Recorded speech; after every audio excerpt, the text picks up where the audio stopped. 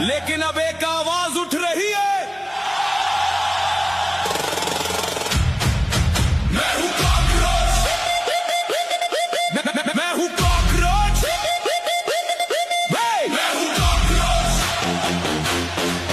मैं हूं कॉकरोच,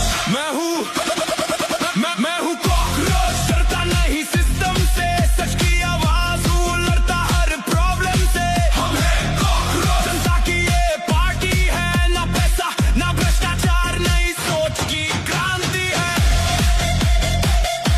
मैं हूं कॉकरोच,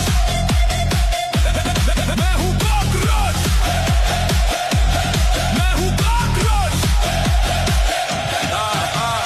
सड़कों पे गुस्सा, यूथ है गरम, नेताओं के वादे लगते भरम, जॉब का टेंशन, फ्यूचर अनक्लियर, सच बोलो तो सबको लगे फियर। हम वो आवाज जो दबती नहीं, फेक प्रॉमिस पे बिकती नहीं, हर गली में नई सोच आई, कॉकरोच जनता पार्टी की लहर छाई। Agenda simple, power to people, corrupt system करना डिसेबल, एजुकेशन स्ट्रॉन्ग और जॉब ट्रांसपेरेंट, डिजिटल भारत हो इंडिपेंडेंट।